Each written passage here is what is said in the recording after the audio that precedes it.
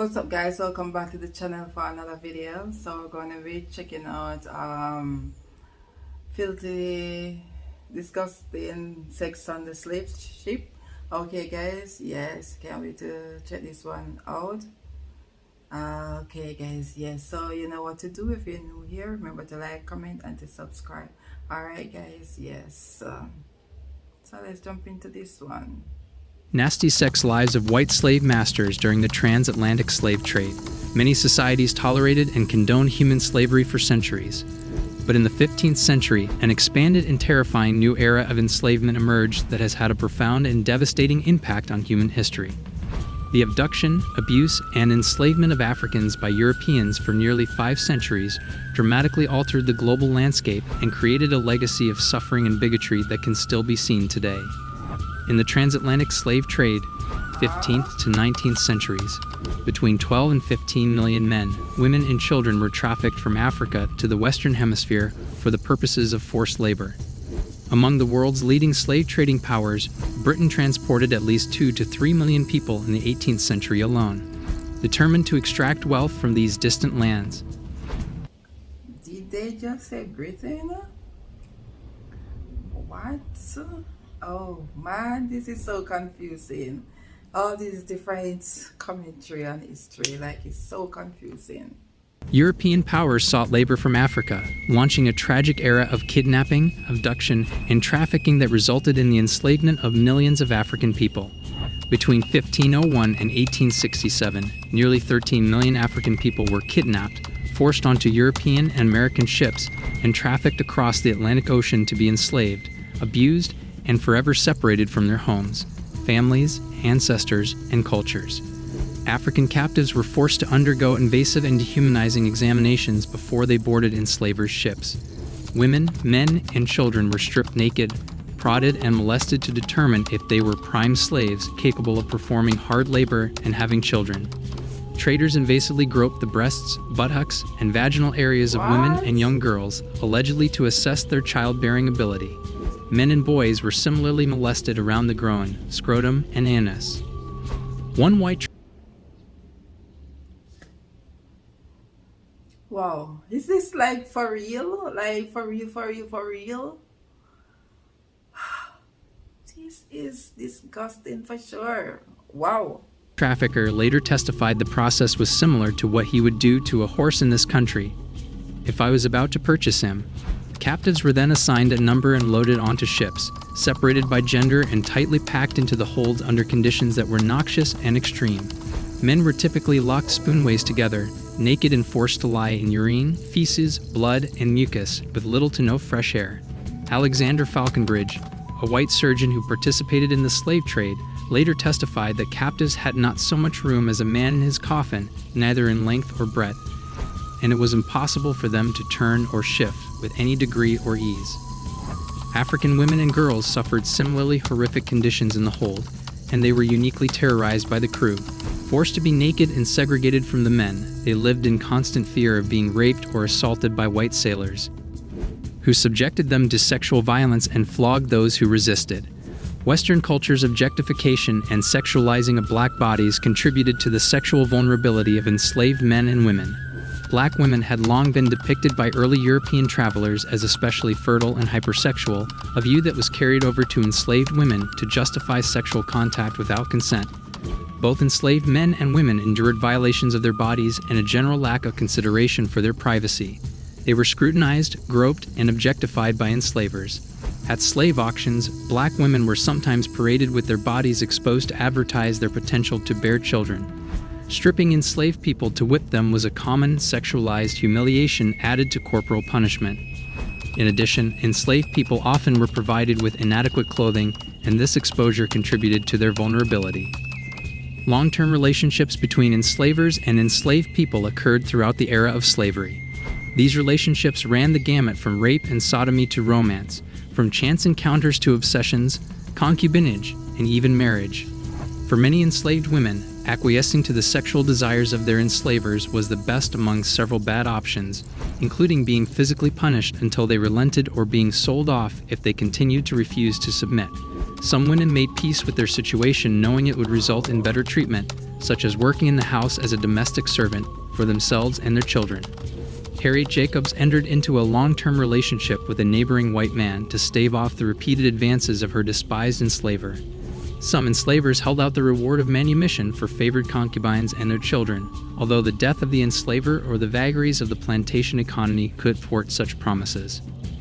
Light-skinned enslaved women who were themselves the product of mixed-race couplings were particularly vulnerable to sexual predation.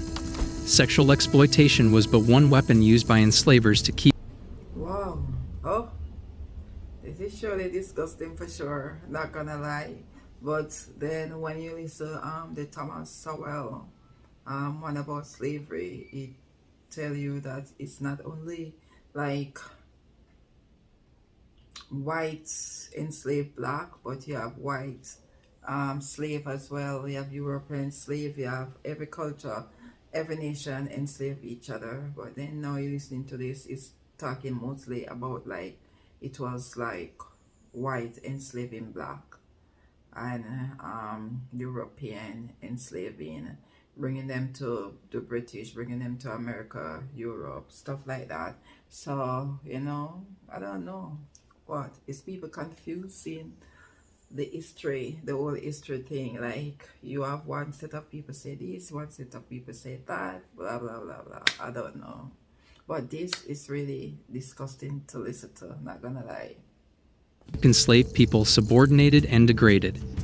Enslavers benefited in many ways from the violations of black men's and women's bodies, including through physical and emotional gratification, reaping the power of victimizers and the monetary profits associated with the reproduction of the enslaved. Elizabeth Fox Genovese recounts one of the most prevalent acts of brutality in the transatlantic slave trade, the rape of slave women by their masters, in her retelling of Annie Young's aunt's story. Annie Young's master was determined to have her aunt.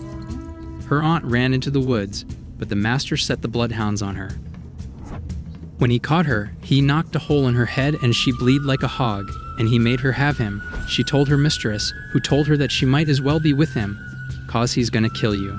Sexual assault of African women was so commonplace that Alexander Falconbridge later testified that sailors were permitted to indulge their passions among them at pleasure.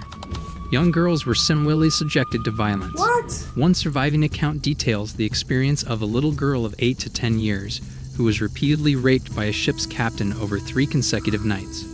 White sailors engaged in sexual violence without any fear of consequences or accountability. I can't. Wow. This is madness. Truly, truly madness listening to this. Like, very disgusting.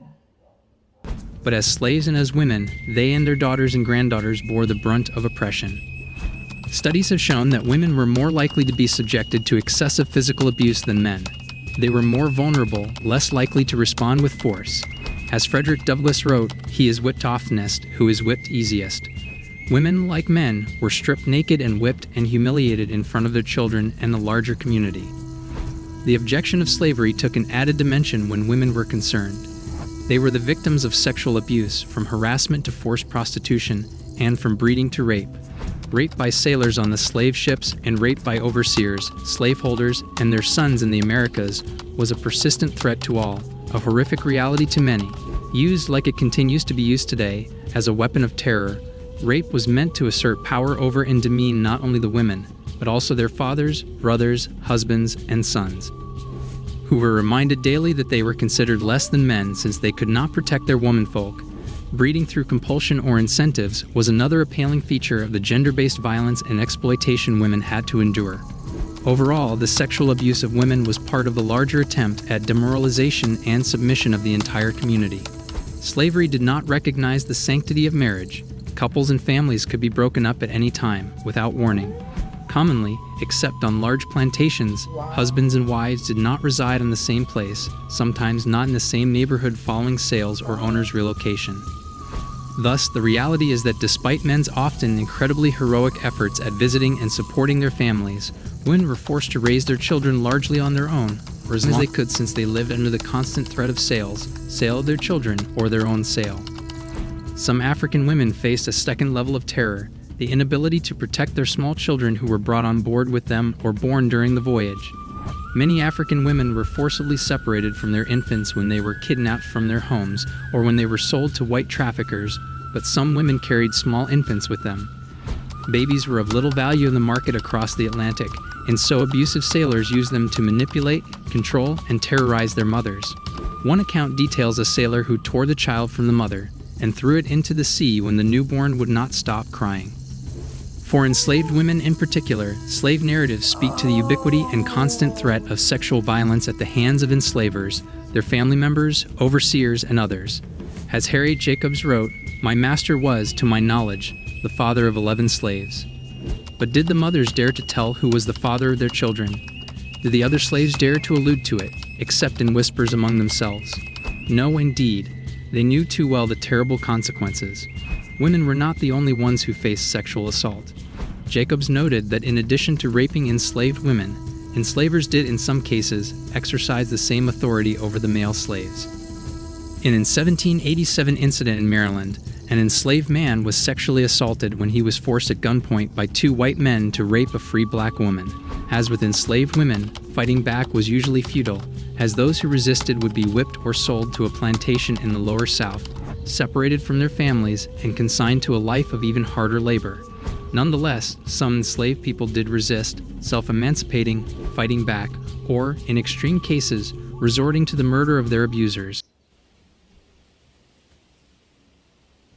Wow, these stories are so hard to listen to, but that's the thing, it's part of history, and it's so hard to even think that human beings were so unkind and so cruel and have these wickedness towards each other. Like, how can you do a next person like that, treat a next person like that, you know?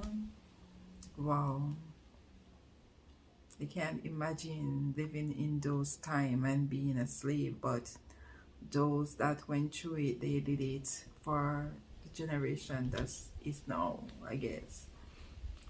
But it's just hard to hear things like this. It's so, it gives me goosebump chills. I'm like totally just in shock.